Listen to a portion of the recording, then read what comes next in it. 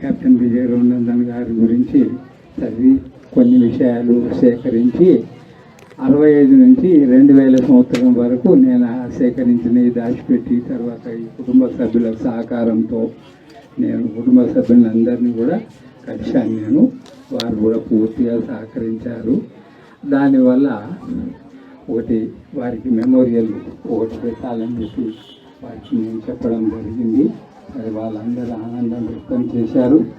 ఆ సందర్భంగా నేను అప్పటి నాకన్నా 1 year సీనియర్ విద్యాసాగరరావు నా లా కాలేజీలో ఆయన అప్పటి దాదాపు క్లాస్మేట్ అనుకోండి.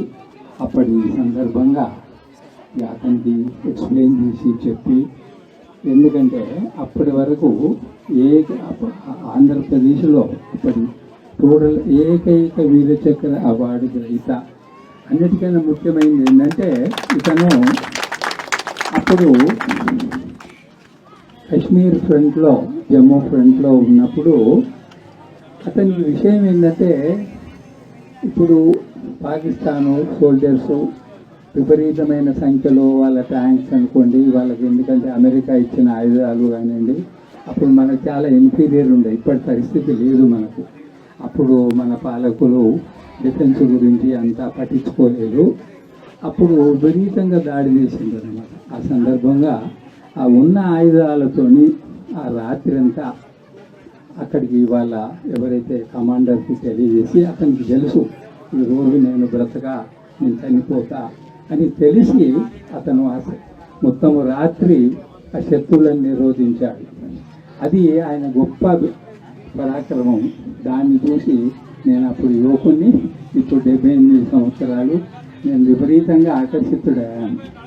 అది అప్పటి నాకు తెలిసిన ఇన్ఫర్మేషన్ అన్ని కటింగ్స్ పెట్టుకొని మర్చిపోక, సరే 35 సంవత్సరాలు అంటే అప్పటికి దాదాపు నాకు 58, 56, 57, 60 సంవత్సరాల లోపల.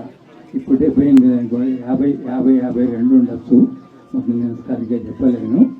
ఆ సందర్భంగా నేను మా కుటుంబ సభ్యుల సహకారంతో అందరి సహకారం, అప్పుడు అడ్మినిస్ట్రేషన్, అప్పటి కలెక్టరు దేవరవత కంటాతో అందరి సహకారంతో నేను ఆ విగ్రహాన్ని కరీంనగర్లో పెట్టాను. దాని తర్వాత ఆయనను దాన్ని పాఠ్యాంశంగా కూడా నేను చేర్పించాను అప్పటి డైరెక్టర్. ఎందుకంటే పాఠ్యాంశంగా చేయాలంటే మామూలు విషయం కాదు.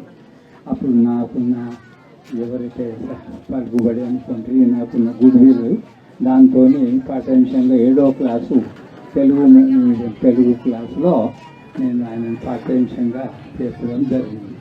సరే, దానికన్నా ముందే నేను ఇక్కడ వాళ్ళు ఇచ్చిన ఏదైతే ల్యాండ్లో ఏదైతే గురుకుల రెసిడెన్షియల్ పాఠశాల పెట్టారో దాన్ని కూడా నామకరణం చేయాలని అప్పటి కలెక్టర్ను, ఆర్డీఓను అందరినీ ఒప్పించి వాళ్ళు ఒప్పిన తర్వాత, సరే ఇక నేను వేరే కారణాలు చెప్పలేను, వివిధ కారణాల వల్ల అది ముందరికి సాగలేదు. తర్వాత సిరిసిల్లలో పెట్టడం జరిగింది. మీరందరూ ఎంతో ప్రేమతో విగ్రహాన్ని మీరు ప్రతిష్ఠించుకోవడము నాకు చాలా ఆనందంగా ఉంది.